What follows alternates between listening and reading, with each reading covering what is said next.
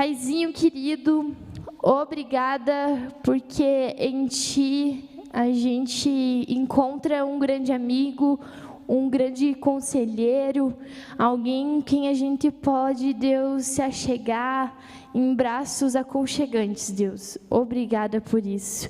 E nós queremos clamar agora por esse momento de palavra. Que o Senhor se faça aqui presente entre nós, porque nós queremos ouvir aquilo que o Senhor tem falado e o que o Senhor quer falar para a nossa vida, Pai. Por isso, usa a vida do Mário como instrumento nessa manhã, para falar aos nossos corações. Em nome de Jesus, amém.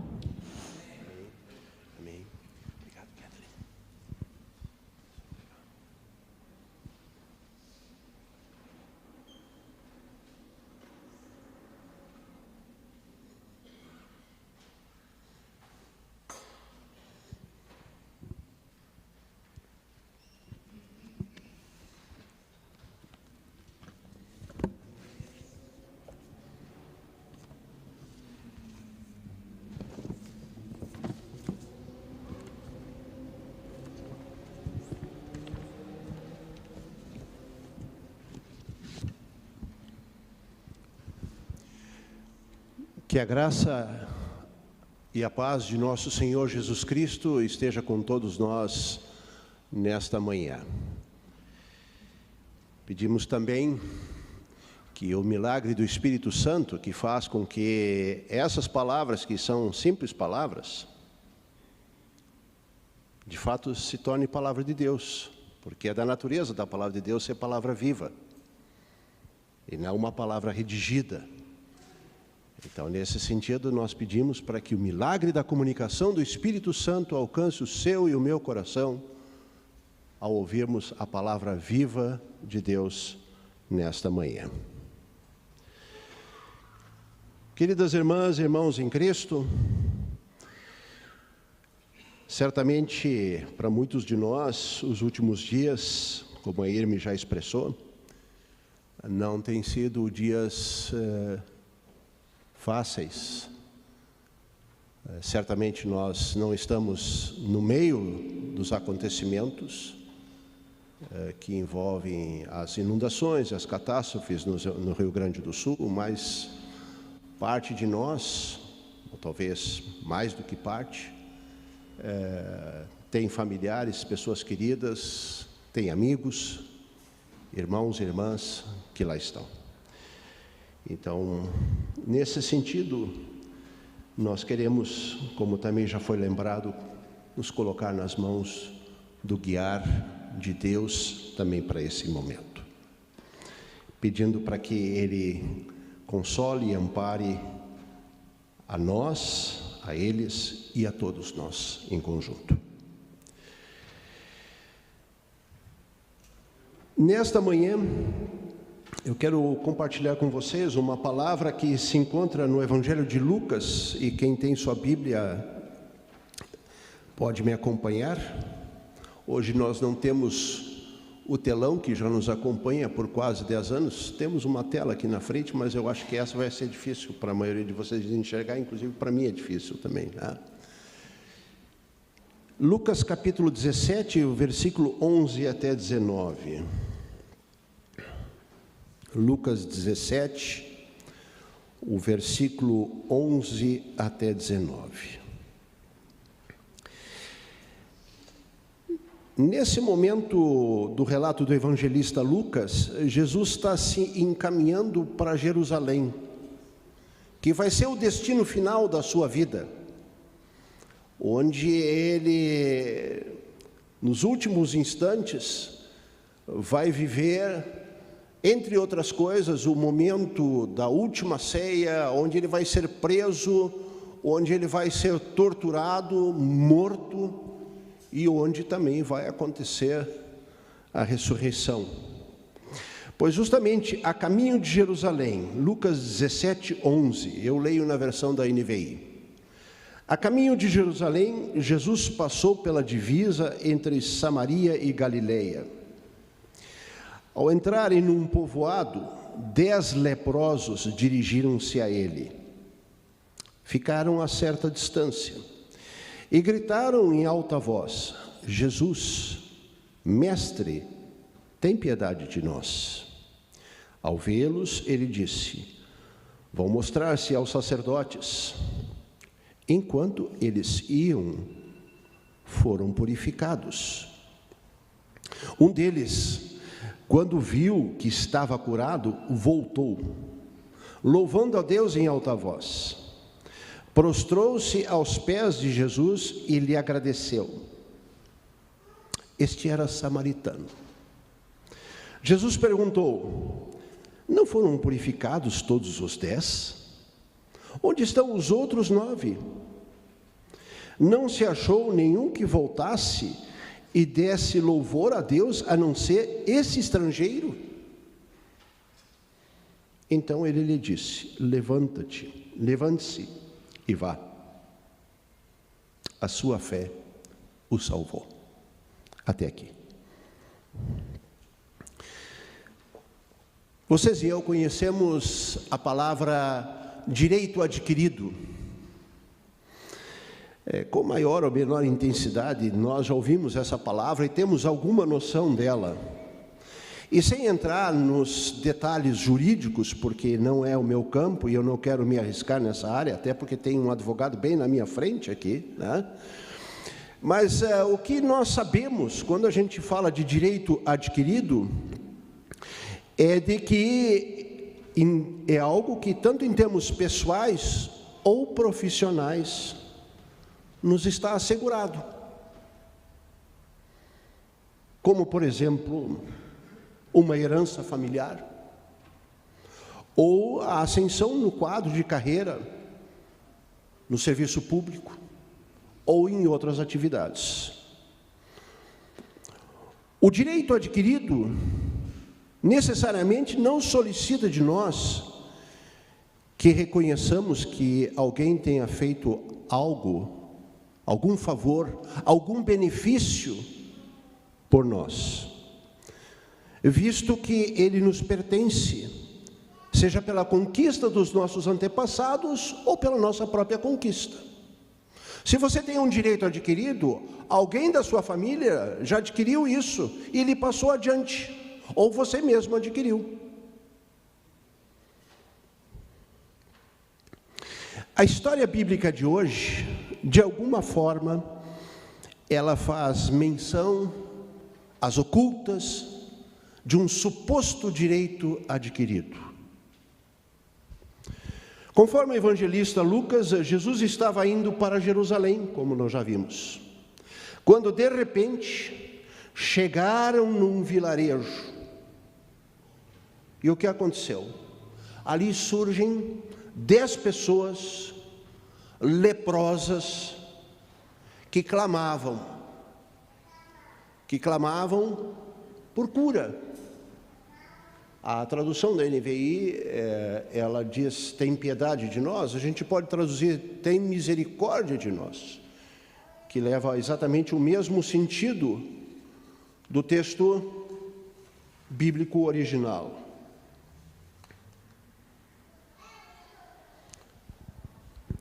A lepra, para nós, em nossos dias, já não é uma enfermidade que causa os mesmos dilemas, medos e temores que causava na antiguidade, ou ainda nos tempos bíblicos. É importante lembrar que a lepra, nos tempos bíblicos, é uma doença incurável.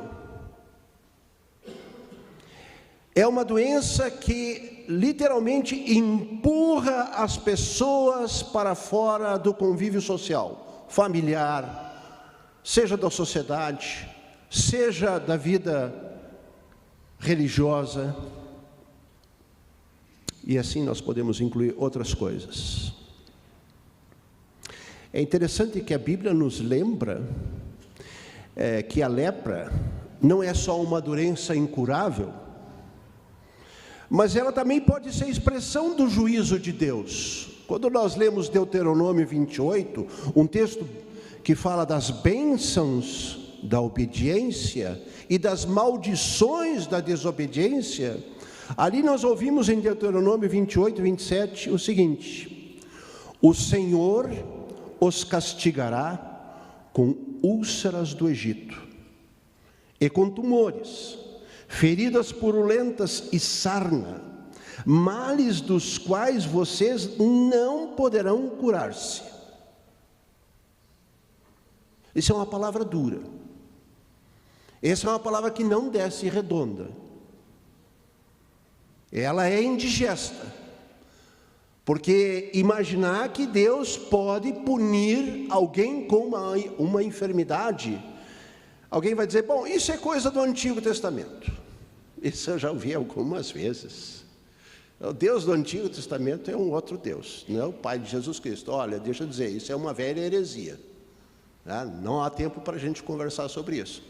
Mas é certo que o Deus Pai de Jesus Cristo é o mesmo Deus da aliança, da antiga aliança. Aqui nos é lembrado de que, de fato, a desobediência, ela tem custo visível. Desobedecer não é só um drama de coração, não é só um remorso de coração. Desobedecer no Antigo Testamento se mostra, inclusive, em uma realidade visível de enfermidade, onde Deus mostra visivelmente às pessoas, naquela circunstância, a sua desobediência. Ainda numa outra passagem do Antigo Testamento, é muito interessante observar que os irmãos Moisés, Miriam e Arão, num determinado momento, principalmente da parte de Arão e Miriam, contestaram a liderança de Moisés. E mais ou menos perguntaram, por que Deus, tu só falas através de Moisés? E foram para cima do Arão, foram para cima do Moisés, perdão. E Deus, no relato desse texto, que eu não tenho como ler todo para vocês nesse momento, chamou a Miriam para o lado e disse, Miriam, eu tenho uma coisa para te dizer, Miriam. Isso que você e seu irmão Arão estão fazendo, não está certo. E para que você fique com isso gravado, eu vou fazer algo com você. E diz o texto bíblico de Números 12, o seguinte, 12, 9 adiante. Então a ira do Senhor acendeu-se contra eles. Contra quem? Miriam e Arão. E ele os deixou. Quando a nuvem se afastou da tenda, Miriam estava leprosa. Sua aparência era como a da neve. Arão voltou-se para ela, viu que ela estava com lepra. A lepra é visto como expressão do juízo de Deus. Então, imagine isso, uma doença incurável, uma doença que era entendida também como manifestação de juízo de Deus, e o que isso significava para uma pessoa leprosa nos tempos de Jesus, nos dias de Jesus.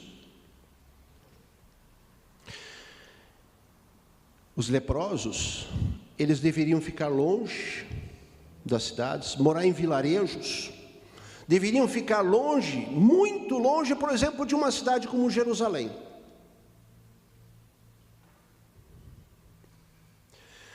Diz o texto do Levítico, uma palavra muito interessante nesse sentido. Quem ficar leproso, apresentando quaisquer desses sintomas, usará roupas rasgadas, andará descabelado. Isso para mim já não seria o caso, né? Cobrirá a parte inferior do rosto e gritará: impuro, impuro. Enquanto tiver a doença, estará impuro, viverá separado, fora do acampamento. Levítico 13, 45. É certo que quando nós olhamos essas leis a partir do nosso olhar hoje, a gente logo vai reagir com um sentimento de aversão. E vai ter uma palavra muito forte e vai dizer: essas leis são excludentes. Mas, meus queridos e queridas, vamos lembrar de que 2000 anos atrás, a lepra era uma enfermidade sem cura. E, de alguma forma, organizar o grupo dos leprosos e mantê-los à distância fazia com que a própria sociedade evitasse um contágio generalizado de uma enfermidade então incurável. Uma enfermidade incurável, uma enfermidade que, de alguma maneira, precisava ser contida também.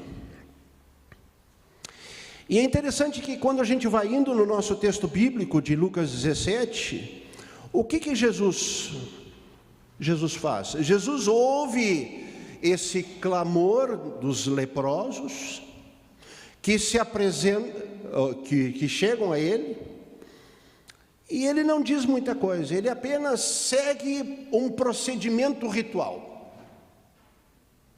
Quando a gente pensa que Jesus é o avesso de tudo que tinha em termos de encaminhamentos no mundo judaico, ou, vamos dizer assim, na lei da época, aqui a gente se surpreende, porque Jesus aqui, ele nada mais faz do que dizer: olha, sigam o procedimento que a lei tem para isso. E diz para eles: apresentem-se a um sacerdote. Para quê? Para quê? Para que recebam um atestado de cura e sejam reintegrados na vida social, religiosa, na vida de toda a família e da família de fé.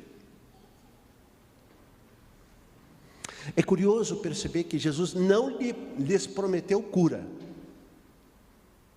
Jesus não lhes promete cura.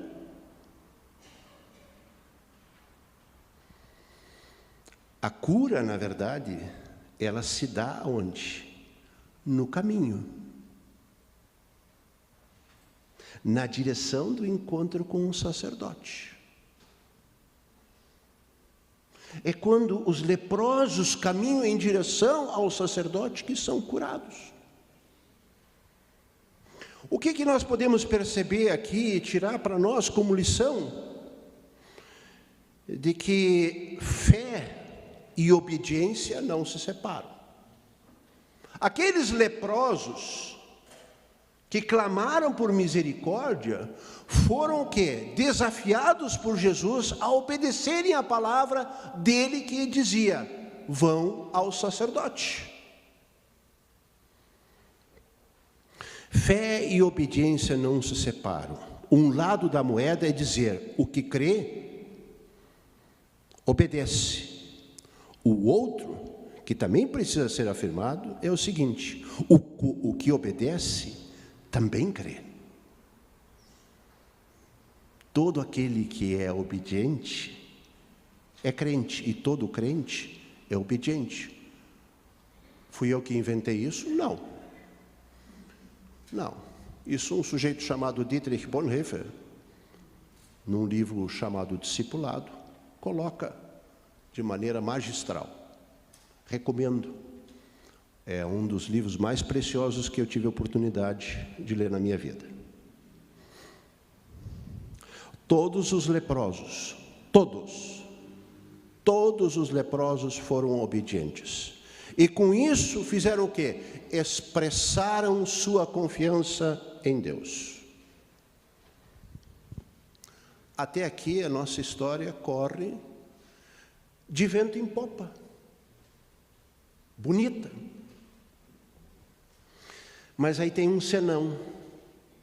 E a gente podia dizer: poxa, vamos cortar a história, vamos terminar por aqui, porque tá bom assim, né? Tá ótimo. Mas tem um senão. Qual é o senão? Que dos 10 curados, apenas regressou em direção a Jesus um. Apenas um regressou a Jesus, glorificando a Deus, e esse era ainda, nas palavras de Jesus, um estrangeiro. O que até surpreende Jesus. Jesus fica surpreso que é só um samaritano que vem. Onde estão os demais? Onde estão os 9 judeus que voltaram para glorificar a Deus? Que não voltaram para glorificar a Deus, perdão. Onde eles estão?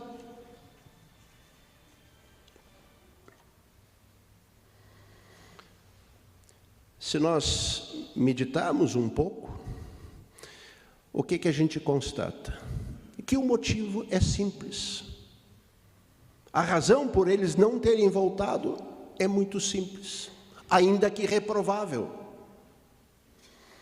Ao obedecerem ao que Jesus lhes ordenou, todos, os 9 não voltaram porque entenderam que Deus lhes devia o favor da cura, que eles tinham o direito à cura. E por que eles tinham o direito à cura? Porque eles eram membros do povo escolhido de Deus. Aquele samaritano não. Aquele samaritano não. Agora nós que somos judeus, sabe, nós temos o direito a esses benefícios especiais. Já o samaritano, após perceber que fora curado, regressou para Jesus e lhe agradeceu de maneira exemplar, curvando-se aos pés do Senhor. O que o samaritano sabe? Ele sabe que junto a Deus ele não tem nenhum tipo de regalia, nenhum tipo de privilégio. Ele sabe que sua cura é graça pura de Deus que o leva à gratidão. E os judeus?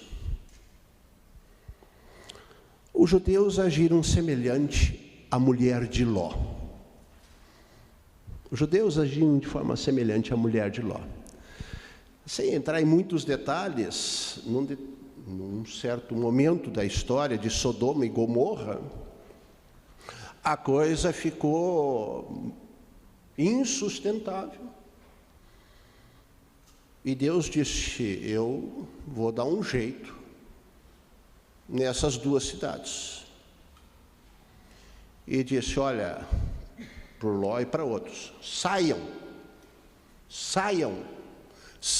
da cidade. E saíram. Eles foram salvos, né? Ló e seus familiares, né? Foram salvos. Mas aconteceu que a mulher de Ló, num determinado momento, ela recebeu uma ordem. Vocês lembram qual é a ordem que ela recebeu? Não olhe para trás. Não olhe para trás. Qual é a associação dos judeus, dos 9 judeus leprosos, com a mulher de Ló? Assim como a mulher de Ló e os outros familiares, todos esses foram salvos da desgraça, e os leprosos, os 9 judeus leprosos, foram salvos da desgraça da lepra, quando obedeceram à ordem de Jesus. Eles obedeceram à ordem de Jesus, mas ficaram pelo meio do caminho, assim como a mulher de Ló. Eu queria mostrar uma gravura, mas como a gente está sem a tela, que é uma gravura muito sugestiva, alguns de vocês podem encontrar nas redes sociais a figura da mulher de Ló, a famosa estátua de sal. O que acontece? Apesar de terem sido salvos os judeus da sua lepra, de terem sido curados, eles voltaram a olhar para trás, ou seja, eles voltaram a olhar para a condição de pessoas privilegiadas perante Deus, esquecendo que a cura foi manifestação da infinita graça de Deus para com todos eles. E não apenas para com o samaritano. O que essa história tem a ver conosco hoje? Como pessoas cristãs que se reúnem neste momento, todos nós, que frequentamos as nossas igrejas, ouvimos pregação com maior ou menor regularidade, seja aqui ou seja pelas mídias sociais, todos nós que de uma ou de outra forma participamos das atividades com regularidade, nos colocamos na linha de frente de ministérios, todos nós corremos um risco oculto, mas muito presente em nosso coração, de acharmos que temos também um direito adquirido diante de Deus. Sim. Quando nós oramos e pedimos algo a Ele, Ele deve nos responder como a gente lhe solicita. Visto que nós somos pessoas tão envolvidas, tão integradas, nós somos pessoas obedientes, nós somos pessoas que fazemos aquilo que Ele nos solicita. Nós nos envolvemos internamente na vida da igreja, publicamente. Nós mostramos o nosso testemunho público e social. Ó Deus, será que Tu não enxergas essas coisas? E ainda vais contestar as nossas orações e as nossas súplicas? Nós temos direito diante de Ti, sim. Alguns anos atrás eu me lembro da história de um pastor fazendo uma conferência, e nessa conferência ele relatou a seguinte situação. Ele disse que encontrou uma senhora, e na conversa com essa senhora, ela lhe disse que ela botou Deus contra a parede e disse para Deus: você vai fazer o que eu quero. Enquadrou Deus.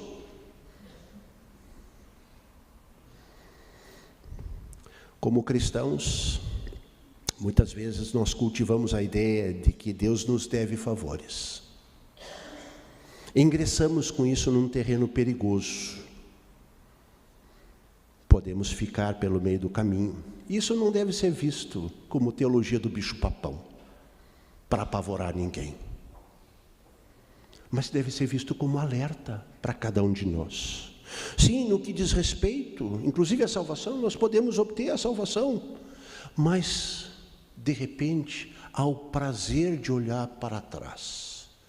E esse olhar para trás, no nosso caso, não é necessariamente olhar para Sodoma e Gomorra, mas é olhar para si próprio e dizer: veja, meu Deus, veja como eu me tornei uma pessoa de referência, como eu sou uma pessoa, sabe, que os outros admiram, uma pessoa que as pessoas olham para mim e dizem: puxa, né?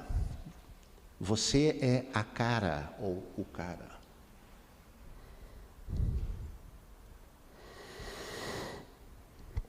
Queridos, queridas, aceitamos o chamado de Jesus, o obedecemos, mas muitas vezes, em função da nossa condição cristã, pode emergir a soberba, e ela emerge. Não é assim que, por acaso, os escritores cristãos antigos e bíblicos lembram que a soberba é o pecado por excelência.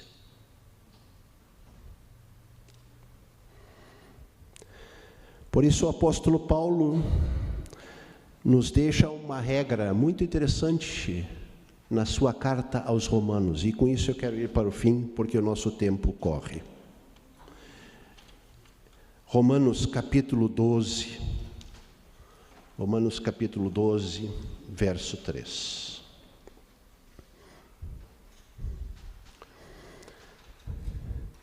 Falando às pessoas que compunham a igreja de Roma, Paulo diz o seguinte: ninguém tenha de si mesmo um conceito mais elevado do que deve ter. Mas, ao contrário, tenha um conceito equilibrado, de acordo com a medida da fé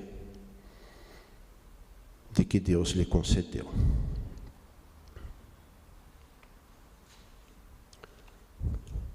Ninguém tenha um conceito mais elevado acima de si.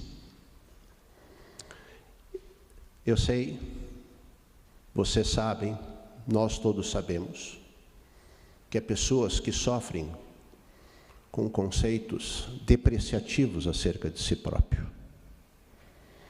E que diriam, mas eu nunca me enquadraria nisso que você está trazendo até aqui.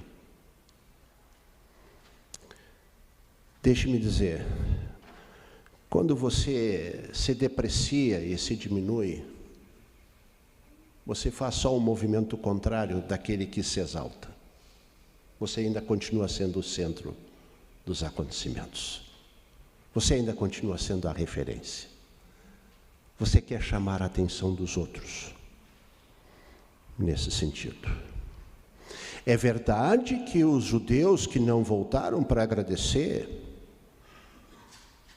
estavam batendo no peito e dizendo, nós estamos com a bola cheia.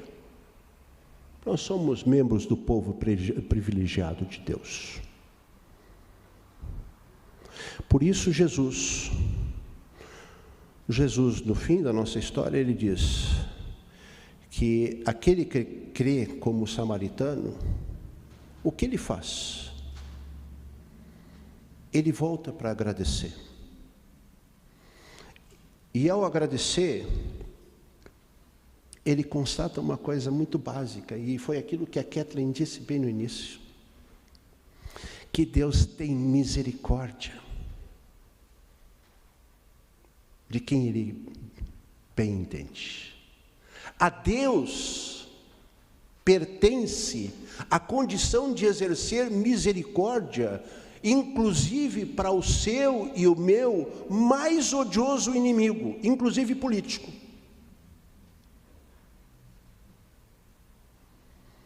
Deus tem o direito de exercer misericórdia com quem ele bem entender. Enquanto que nós lutarmos com isso, enquanto que nós, de alguma forma, seja por bem ou seja por mal, não entendemos isso, vocês podem ter certeza que vocês e eu, todos nós, vamos de alguma forma botar em algum canto da nossa vida de que nós temos algum tipo de privilégio diante de Deus. E de que nós não precisamos que Deus exerça essa misericórdia que Ele exerce com esses outros, com esses odiosos, com esses samaritanos. Eu preciso concluir. Num certo momento da caminhada de Jesus, Jesus queria passar pela Samaria. Jesus queria passar pela Samaria. E os samaritanos que ali moravam disseram, não, tu e o teu bando não vão passar por aqui, não. Não vão. Essa história está em Lucas 9. Vocês não vão passar por aqui. E os discípulos de Jesus subiram em raiva. E eu fico me perguntando como é que isso teria acontecido comigo. Eu teria ficado vermelho pela cor da pele, né? Por causa da raiva, né? Entre outras coisas. Subiram em raiva e disseram para Jesus, Jesus, manda fogo do céu para esses samaritanos desgraçados. Jesus disse: vocês não sabem o que vocês estão pedindo. Vocês não têm ideia. Pois não é que depois, na cura dos leprosos, quem é o exemplo de confiança em Deus? É um samaritano. Quem é o exemplo de boas obras na história do samaritano? Não é o sacerdote, não é o levita, mas é de novo um samaritano. Jesus sabe que os samaritanos e os judeus, que você e eu precisamos da misericórdia dele. Queira Deus que nós acolhamos isso em fé e recebamos essa palavra com o coração aberto. Porque é duro lutar com isso diante de Deus. Pode trazer muito sofrimento. Amém? Amém? Vamos ter uma palavra de oração?